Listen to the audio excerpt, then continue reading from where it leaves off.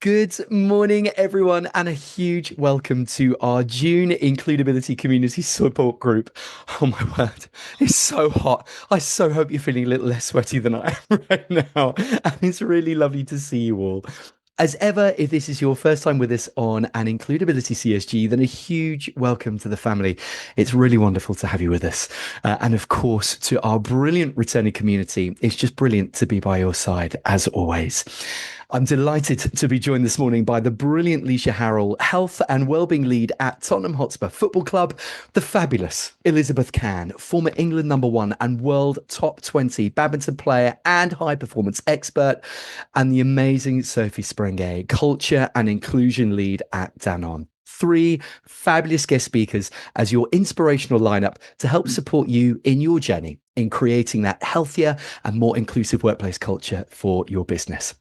Our very own James Bravato will be supporting with any questions you might wish to pop into the chat feed during the CSG itself, as well as sharing links, upcoming news, events, and more for you across the next hour. And of course, if you're happy to do so, please do take a moment to introduce yourselves on the chat feed. This is your tribe, your community. So please do tell us about your world. Tell us what you do. Share your upcoming events with us. And incredibly importantly, please let us know how we can support you.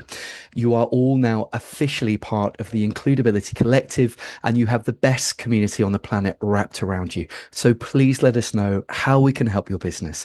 You're so welcome to lean on us. It's what we're here for. And now, without further ado, I'm delighted to introduce our first guest speaker, the wonderful Leisha Harrell, Health and Wellbeing Lead at Spurs, one of our brilliant committed employers, and a Wellbeing Leader of the Year finalist at the Great British Workplace Wellbeing Awards. Leish, it's so lovely to see you, and the virtual floor is yours when you're ready. Thank you. Hello again, James and Dave, and welcome everyone on this very, very hot day. I'm currently 8 months pregnant, so I'm probably hotter than a lot of people on the call as well. But we're getting there, we're getting there. I've got my window shut because the heat tries to stay out, but I've got a really annoying fly in there. So yeah, bear with me. So I'm going to talk to you today a little bit about what the last 3 years has consisted of within my role. So it may be a bit jumpy, but I'll try and have the main points that I've delivered. So as Dave said, I'm the Health and Wellbeing Lead at Tottenham Hotspur Football Club. I started in June 2023, so just over 3 years. And I came in and wrote their health and wellbeing strategy, and then I deliver it to the employees and part of the players as well. The role was never done before, so it was great that I was never compared against 21. Dave and James will know about a area of work called Pledis. So Pledis is the Premier League Equality, Diversity, Includership kind of scheme that Premier League clubs can apply to. Spurs are currently at the advanced level, and we've just passed advanced again with Liv, who my colleague, who James and Dave know. So that's been a really big effort, and part of that was having a mental health and wellbeing lead in the club. So my first big initiative was to kind of look at the club, what we don't have, and that was quite a lot, to be brutally honest. And there's a lot of Premier League clubs that still don't have my role, so we're kind of ahead of the curve a little bit. The first big thing we did was I say we, it's only me. We just say we. We did mental health first aiders. So what that looks like, I wrote our policy, I wrote our terms and conditions, and I wrote a bit of a guide for those that wanted to be a mental health first aid, and also for those that wanted to use mental health first aiders, because they're not doctors, they are people just to guide and advice. So we had an application process that all employees across the club could apply. The window was open for around 2 weeks. I then got the applications, looked through them. There was a criteria that we put out. I then picked the people I wanted, got a reference off their line manager to make sure that they could do the job. And then our new intranet is called The Lane, and every single thing on there with mental health first aiders is on there. So where they're located. So we have 3 main sites across Spurs. So we have our stadium, our big shiny UFO stadium. That's Lily White House. We've then got our warehouse, and we've got our training centre. So we had to make sure that we kind of had different areas around the club that had all different types of seniority and both sexes as well in there. We have a confidential process. If anyone wants to report, they fill out a form, and the only person that sees that is myself. And the only time it gets escalated if it's going to be a crisis, I can escalate it. Our next big thing was a healthcare cash plan. So certain levels, and if you've been there for a certain amount of time, you get free healthcare. But for those that are kind of lower level roles and those that haven't been there for 3 years, I introduced a healthcare cash plan scheme. So you can sign up out of your salary, and you can claim back, I think, over about £60,000 a year. On the top one, I think you pay around £850 a year. Comes out your salary, but you can claim over X amount of back. I think one year me and my husband claimed about 3,000 back, and that was on kind of MRIs, X-rays, our vaccinations for our honeymoon, scans if you're pregnant. Again, you can claim it. Doesn't just have to be public, it can be private as well. We then work with our partners. So our partners are HSBC, the bank, and we work with these to deliver HSBC financial wellbeing workshops. So these may look like buying your first home, selling your first home, retiring, starting work, savings, investment, debt, kind of anything you can think of with money. They delivered webinars. They then changed the situation that it was, we call them always on. So instead of being, oh, you have to be here on a Monday at 10, they're now all pre-recorded and they're all ready for anyone to look at. On the back of that, we made sure that all employees could have a free confidential health check with their finances, and we have no control of kind of what that is. So if, say, for example, Dave was working at Spurs, he went to HSBC, I would have no idea. He'd love that. He would have no idea I would have no idea if he'd gone to it. And then kind of linking in with that as well about the confidential side, we launched a new EAP service. So we've had EAP at the club previously, but the big thing that we did with this was at the club, we have around 4,000 casual staff. So that would look like anything from match day. And we actually opened up the EAP to all of those casual staff as well. So that's a massive thing that a lot of companies also don't do. And those that have been to any of concerts, pop your hand up in the chat. If you've been to our concerts, we have staff there, but they aren't our staff. They're through Live Nation or the provider for that as well. And then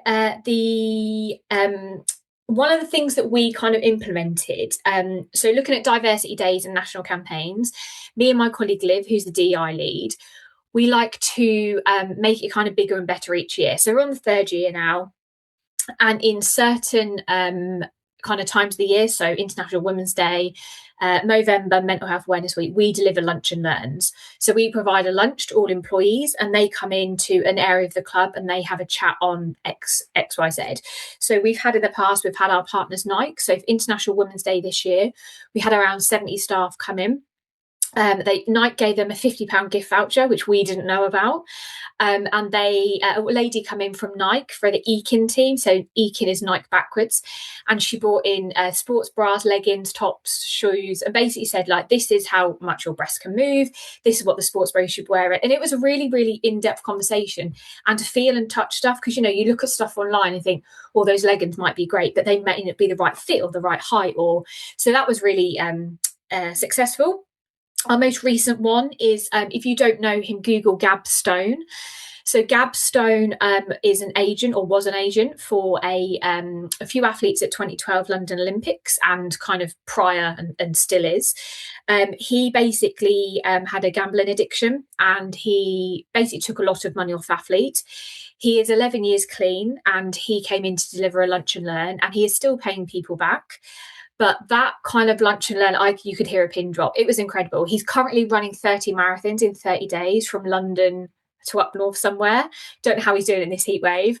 But if anyone wants his contact details or would need him for a certain amount of work or something, just let me know and I can send it over. It was great. And I think the thing with these lunch and learns is that people want real life people of what's happened, not just, oh, we could do this, we could do that.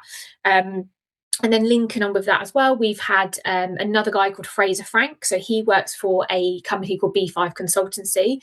He was a footballer, quite high level. He had a heart condition. He basically had to stop playing. He got into drugs and alcohol. Now he's made himself clean again, and he's kind of a guest speaker. And he's got a company that delivers training in social media. So we use that company for our academy for girls and boys for social media, because obviously he's still very, very young. And then I think the most important ones not most important, but kind of in in kind of criteria for Breast Cancer Awareness Month and November. We had our head of medical at the club, and different nurses and doctors come in. We had a male only and female only session. So one was around checking your breast for signs and symptoms of breast cancer, and the November one was around men's mental health and testicular and prostate cancer. So they were closed sessions. We normally open it up, but we were like, no, I think this is really important to keep them very separate. And then we've had another lady called Leanne Perrow. If you don't know her, Google her. She's been to the Brits and all of that sort as kind of guest speaker. She is a Black lady who about 10 years ago had breast cancer. She had a really, really horrific kind of treatment for it. Basically, that there's a kind of a difference treatment in Black ladies than white women. And she basically talked about how she's now got a charity called Black Women Rising, and what she does is incredible. So we try to get very different things because you don't want to kind of repeat the same thing. And then probably the last thing, and probably close to my heart, is physical activity. So we all do everything off the 4 core pillars of wellbeing. So mental, social, financial, and physical. So about 3 years ago, London Marathon do a race called the Great Standard Chartered Great City Race. It's open for all employees that work in London. So you can't enter if not. There's about 5,000 runners on a Tuesday night. This year it's on the 21st of July. It sells out in March, so you have to get rolling. And we kind of upped the places. So I think it was 60, 70, and now this year we've got 90 runners from the club doing it. You get a medal, you get a T-shirt, and it's just a really good social way as well. So we try to do a return on investment. If something's great, we'll up it, we'll have more budget towards it. And I think this is just one of the things that we're obviously working in a sport and industry, so we should be promoting physical activity. So that's a very whistle-stop tour of what I do. Is there any questions for anyone, from anyone even? Leisha, I was going to say, if anybody pops in, if anybody does have any questions, absolutely they can drop them into the chat feed if they don't want to unmute. But Leisha, honestly, that was absolutely wonderful. Thank you so much. And No I think, worries. Thank you. well, you're wonderful. And I think so many amazing examples of just the remarkable work that kind of happens in bringing world-class wellbeing thinking from elite sport into the workplace to just help drive those vital health and inclusion strategies. And I know that we've had the privilege to partner with Spurs for 18 months now. And just to talk about, Leisha, as if you're not here, but the passion that you bring to supporting staff mental health, to embedding ED&I standards across the whole club radiates through in everything that you do. So to all of our amazing Includability collective on the call today, please do connect with Leisha. James has been wonderful just dropping that LinkedIn link into the chat feed for you now. And I know that, Leisha, you'd be delighted to hear from anyone if they've got any questions. I think Leonie had a quick question in the chat. How do you come up with the topics for these events? I find it difficult to come up with these. That has been a learning curve as well. I think look at your audience in the club. So we're a very high proportion of men at the club. So, okay, what do men like? They like football. So we did a football tournament for November, but we also linked it in with the men's physical health as well. Use Google is great, but we are very lucky in the sense that we have partners that can deliver a lot of our stuff, or they come up with also some of our ideas. But majority of the time, me and Liv are like, oh, let's try this. I think thinking out of the box is also a great thing.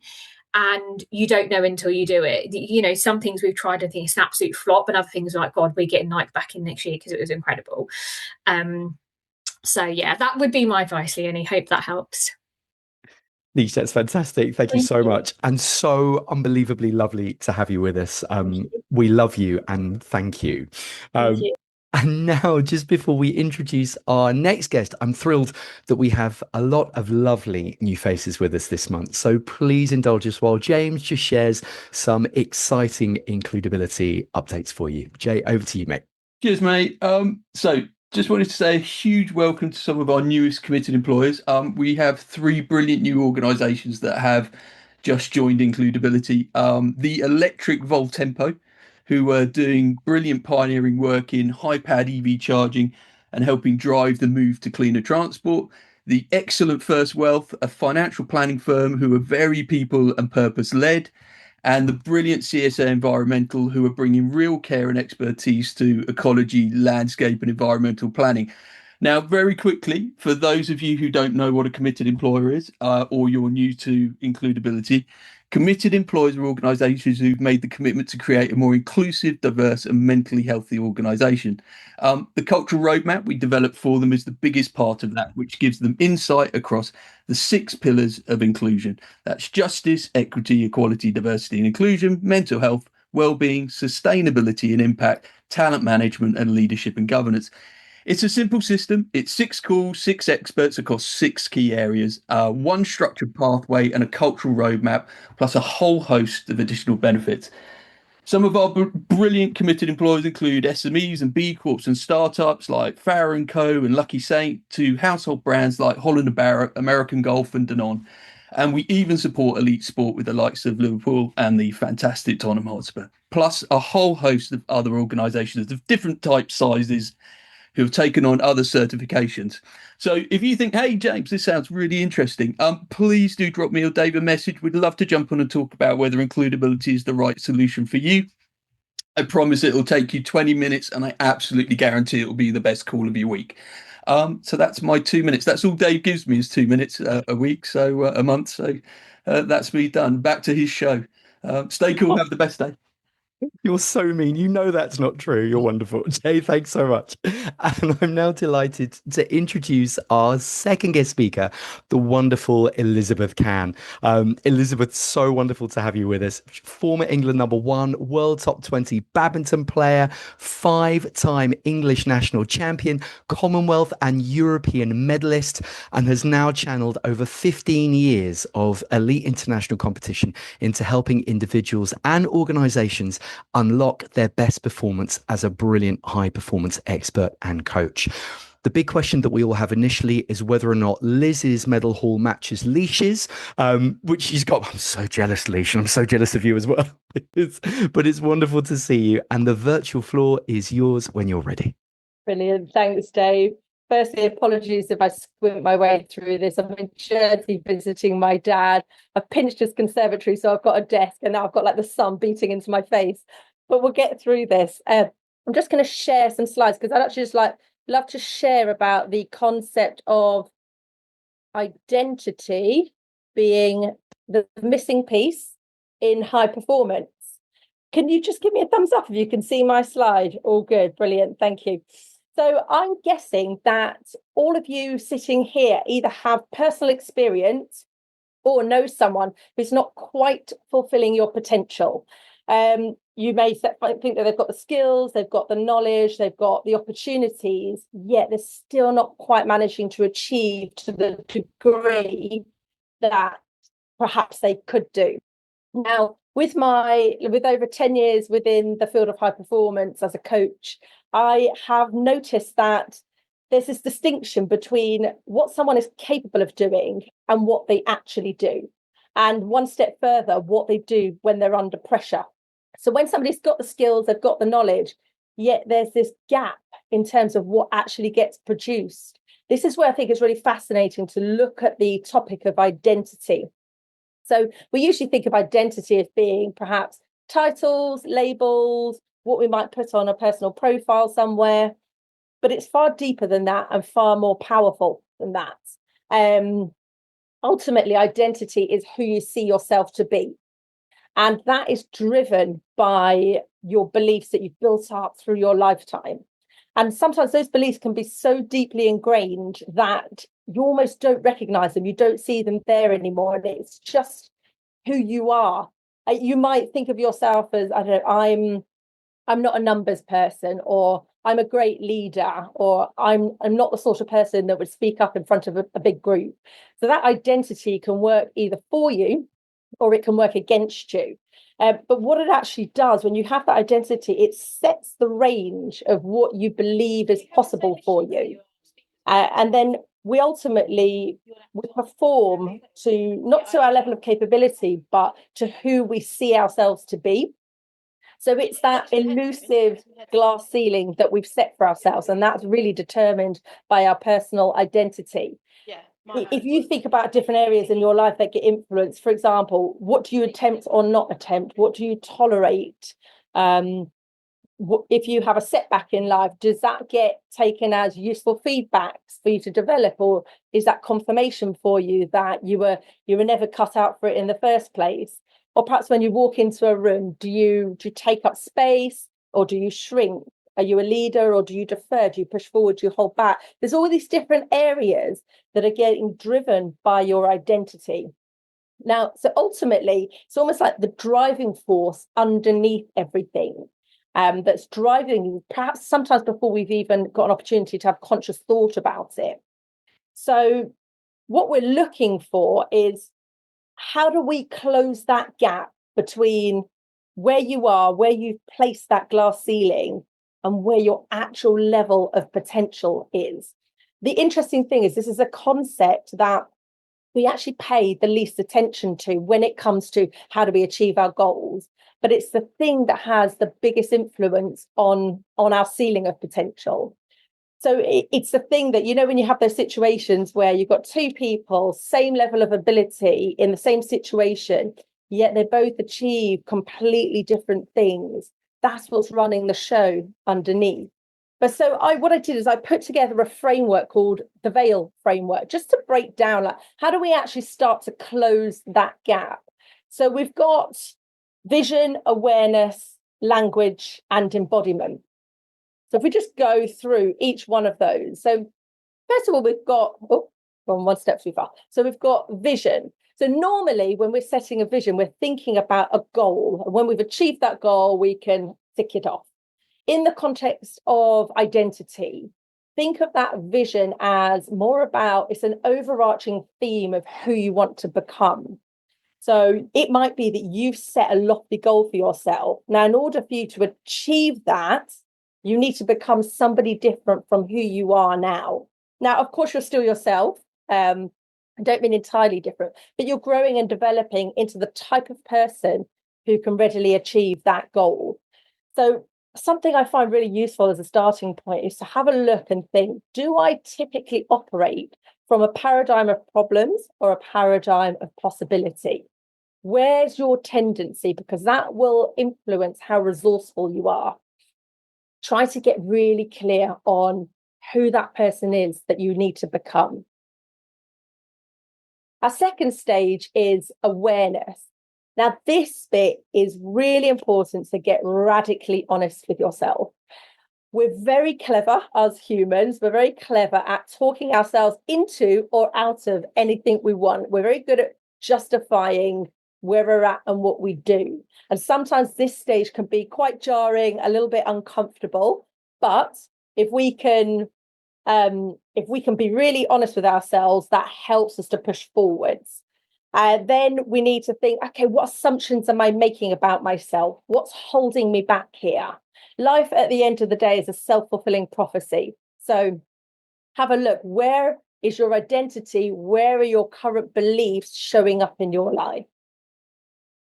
Next stage is language. Okay. Now, one thing I find really useful is if we think of language as being a set of instructions, we look at it like that. I think that will help us to mind our language. Now, it's not just how we speak to others, but it's also, probably more importantly, how we speak to ourselves.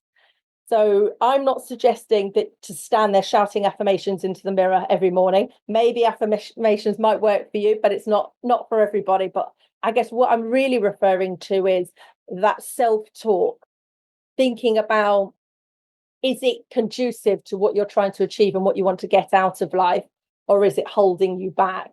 Now, that second point there about catch it, rewrite it. Sometimes that can look like, almost feel like you're lying to yourself. If you don't feel confident, I'm not suggesting sit there saying, I am confident. But what you can do is imagine you're speaking to yourself as though you're speaking to somebody else and you were trying to encourage and nurture them to become more confident. What kind of words might you say to that person? And this is the one thing that you have a lot of control over yourself. And then our last point is embodiment. Now, if this point didn't happen, nothing would change. So we can have all the awareness, have all the visions and the goals. But if we don't implement this step, we are going to still stay where we are. So this is the actual doing. This is the actual becoming of that person who you need to be. Now, I said at the beginning about your identity being driven by your beliefs. And how do we change those beliefs? Sometimes that happens just as in an instant. You have a shift in perspective, something occurs that makes you realize actually you weren't correct in your former belief. But that's not typically the case. But what we can do is we can build up a body of evidence that supports the new belief. How do we do that? Okay, like if I had that new belief, how would I act? What would I do differently? So if you were to just take one really small step, that's just a little bit out of your comfort zone, it's a little bit different to what you would normally do, that's one vote towards that new belief and towards becoming that new version of yourself. And we stack those up day in, day out until gradually you think, wow, like actually, I've really changed over the course of the last year. We don't sometimes notice it if we're just looking back a month, 2 months, 3 months. But when you really look back a little bit further and you've been consistent, you will start to notice that change. So once you get to a point of being that new version of yourself under pressure, that's when you know it's really solidified and ingrained. Now, of course, each stage goes into a lot more detail, but we kind of have a bit of an overview there. So I'm going to leave you with one question, which is, what's the first piece of evidence you could create today? Thank you. Liz, you are absolutely wonderful. That was amazing and just so brilliantly insightful. James and I first met Liz at an event organised by another of our committed employees, Switch to Play, back last summer.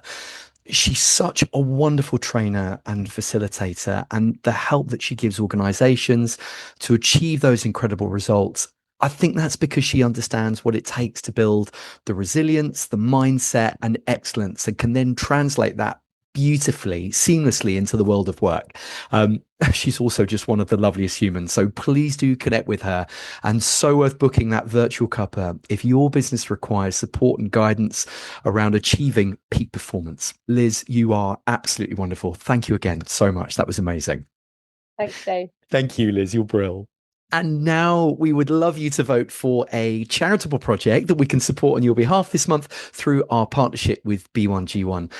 As many of you will know, they're a brilliant B Corp certified global giving platform that supports hundreds of amazing charitable projects, both here in the UK and internationally, all positively impacting the UN Sustainable Development Goals. So, as ever, you're doing an incredible thing for the planet simply by being awesome and hanging out with us this morning.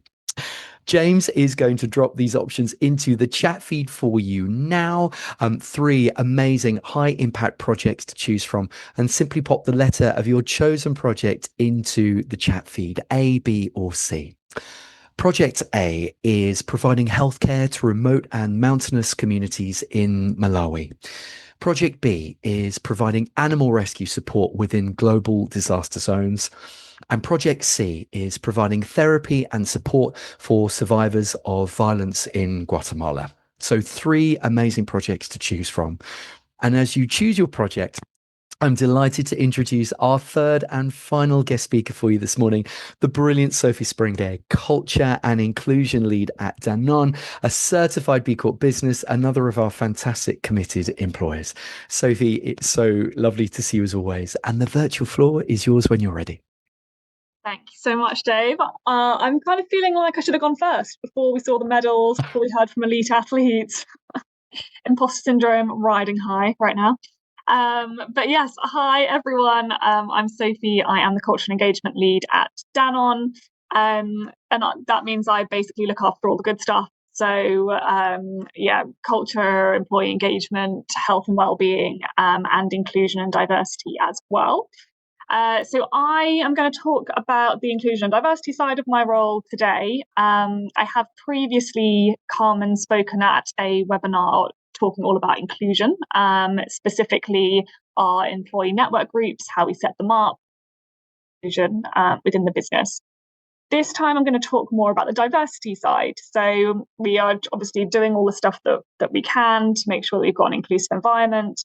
But actually, we've also got a job to do making sure that we represent our consumers and our patients that we serve, because obviously only if we accurately represent these people can we actually innovate and be successful in business as well. So from a diversity perspective, I'm going to talk about data. Now, we look at data in two ways. So we collect diversity data of our workforce so that we can measure the internal makeup of our employees. And we've also now started having a look at capturing data during the recruitment process. So if we capture the data of our existing employees and then we compare it to census data, for example, we can see where we have gaps, where we maybe fall down versus the general population or the population of the areas of our offices. We then historically looked at recruitment data at the end of the recruitment funnel. So who we're bringing in to see, are we actually managing to close those gaps? Are we not? But what we were missing when we were doing that was the why behind it. So, okay, if we're actually not closing these gaps, why is it? Is there unconscious bias at play? Is there an attraction issue at play? And we didn't really have the why behind it. So I wanted to talk a little bit about how we're starting to capture that why, basically, and share just some tips on how we've done it, so that anyone listening, if it's something that you want to do, take from our learnings, learn from mistakes, and do let me know if you want to talk any further. I'm going to try and share my screen. I feel like I tried this last time and it didn't work super well, but let me try again. Right, okay. Share. All right, let's try and get a full screen. All right, can you see? Oh, absolute dream. Amazing. Okay, fine. So what we do now is we look at different identification demographics. So we look at gender, we look at ethnicity, we look at disability status, we look at care and responsibilities, all these kind of different elements in the recruitment process. And what we do is have a look at, as they progress through the recruitment stages, are we losing, dropping off any of that representation across those areas? So I'm just going to talk through the perfect pathway on the left. So in this pathway, you can see that we've had 3,000 applicants, and 30% of those applicants come from an underrepresented community. What we've then done is then look at that across each stage. So then we have 2,000 people who have made it through to assessment from application. What we'd love to see is that still 30% of those people at assessment stage come from the same underrepresented community. Then you get to interview. So here you've got 400 people who get to interview stage. And at that point, again, ideally 30% would be from the underrepresented community. And then finally at offer stage, might offer 100, you've got 100 vacancies. Again, ideally 30% of those would be from the underrepresented community. That's like the ideal pathway. What we have on the right is what you actually might see in practice. And we used to call them funnels. And it shouldn't be a funnel. they can be completely random in how they look. But here you can see that you've got 14% of those applications come from an underrepresented community. You then have a slight drop at assessment. So now you only have 12% of those at assessment stage come from that community. You have a bigger drop at interview. So even lower percentage get to interview, and then an even lower percentage still offer. This would be problematic because you're seeing that actually you are reducing the diversity throughout your recruitment pathway. So I was going to share here the kinds of things that you might want to consider if you're seeing drop-offs at each stage of this journey. So first things first is make sure that you are capturing your data and measuring it against census data or against whatever your benchmark is. That might be industry data instead, if you can get it. We struggle to get it, so we use census. If that percentage application is lower than census data than that you want, then you might have an attraction issue. So you might want to think about, okay, how can we attract better, be where this community are, to make sure that we're increasing the amount of people who are attracted to the roles. if you're seeing a drop off between application and assessment, you might want to have a look at how you screen your CVs and your exclusion criteria. Maybe there's something in there that is actually harming or putting a community or two communities at disadvantage. Then if you are seeing a drop off at interview stage, from assessment to interview, you might have a look at whether those assessments were truly accessible, and is there anything at play there. And then from interview to offer, I mean, this is where you see the most subjective kind of or unconscious bias at play through your interviewers. So if you're seeing that, you might want to upskill your hiring managers or your people managers on unconscious bias so that they are being as representative as possible. So it gives you a little bit more depth into the tactics and the initiatives that you can do to drive diversity at your company. So, for example, for us, we actually found we had a really good pathway for people of colour between application and assessment and between interview and offer. But actually, we saw at our online assessment stage that there was a bit of a drop there. We talked to the provider that offers these online assessments, who said, actually, we're seeing this across the board, and there's something within the assessments that is favouring white candidates over people of colour. They couldn't really share any more than that. I mean, maybe there was a social mobility thing at play. We don't fully know. What we have done is made a change to that supplier to one that can guarantee and can show evidence that they don't have a similar drop-off. So we've made changes like that. We also saw that we had a slight drop-off between interview and offer in the neurodiverse community. So there we wanted to do some upskilling. So we've upskilled our people managers, and we've also made sure that our hiring processes are really inclusive. So we're sharing interview questions ahead of time, things like that, to make sure that we're combating that drop.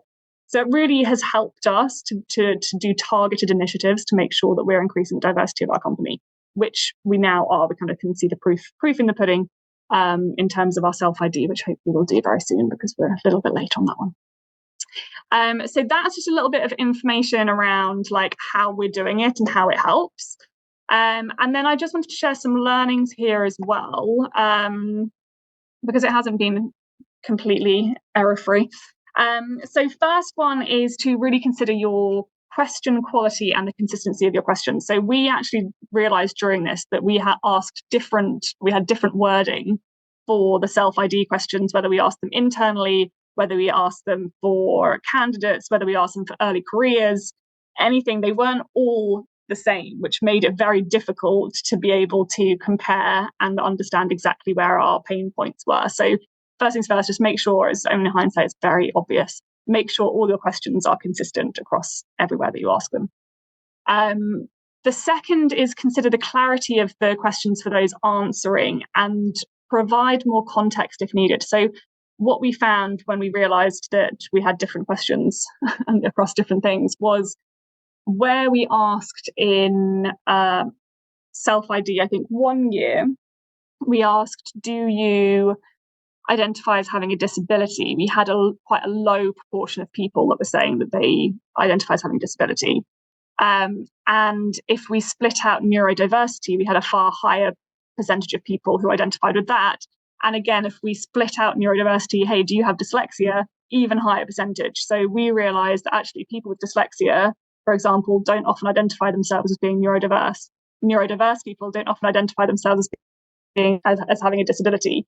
So what we've done is really tried to iron out those questions, make sure we're providing more context, providing more definitions to try and get a more valid answer to those questions. So I'd really consider that. Another one is filtering your data.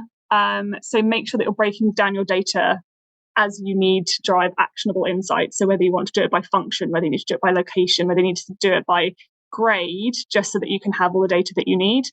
And the second one as well is make sure you're applying filters. So we have a filter which is right to work, and our pathway completely changes at that application stage, depending on whether we're filtering for people who have the right to work versus not. So consider things like that. And then the third is time and stakeholder management. So when we started doing this, everyone was really excited because they were like, oh my God, we're going to get amazing insights. We can have a really targeted plan. We're going to fix the diversity issue. It takes a long time to get data that is robust and valid, particularly as you're reducing the amount of people throughout your pathway. So to get a valid number of people at the offer stage, you need quite a high number of people at the application stage. So for us, it took 6 months to develop data that we were comfortable with and that we thought was really actionable and valid. So those would be 3 kind of learnings. So that is a real whistle-stop tour from me on diversity data and how we are improving it at Danone. And for those of you who don't know, actually, because I didn't mention it at the beginning, Danone is a consumer goods company that sell yogurts, water. And for those of you who maybe aren't Gen Zers, you'll know it from the jingle, which is Danone. But for Gen Zers, it's coming back. So yeah, so that's me. Sophie, that was absolutely amazing. I'm so thrilled you did the jingle because I was building up to it thinking someone's got to do it on the call. It's perfect. Thank you so much. That was wonderful. I think the work that you're doing at Danone, driving the kind of culture and inclusion agenda that genuinely makes a difference to people's lives at work every single day is absolutely amazing. We love talking about their work, your work, and all of our committed employees because it's such a great example of how powerful strategic rigor across culture and engagement, ED&I, and health and well-being can be, particularly when it's coupled with just real human warmth and care. Sophie, you're just the best. I could listen to you all day. Thank you so much. That was absolutely brilliant and so insightful to understand and learn around the journey. And finally, we have a hot date for everyone for your diary. It's our next community support group. That will be happening on Wednesday, the 29th of July, same time, 10:30 a.m., where we'll be listening to 4 more wonderful guest speakers to help inspire you on your journey in creating that healthier and more inclusive workplace culture for your business. We'll be joined by Tanya Papau, Head of Global Sustainability at PSCMA, Joanna Griffin, Head of People at American Golf, Kim Deverell-Lunn, Senior People and Culture Manager at Pip and Nut, and Emily Sivy, Head of People at The Brilliant Pay Captain. That registration link will be in the chat feed for you now. James, thanks so much. And we'd love for you to join us. So please do sign up, bring your friends and teammates with you. It'd be incredible to have you there. And that brings us to the end of a very hot CSG this morning. Thank you so much for staying with us. A huge thank you to our brilliant guest speakers, to Leish, to Liz and Sophie for their generosity and sharing their insights and their knowledge and their experiences with us today. And a huge, huge thank you to every single one of you for joining us with us this morning. So from James, from Sarah and I, until we all meet again next month, love to you all. Please keep cool and have an incredible rest of your week. Take good care, everyone.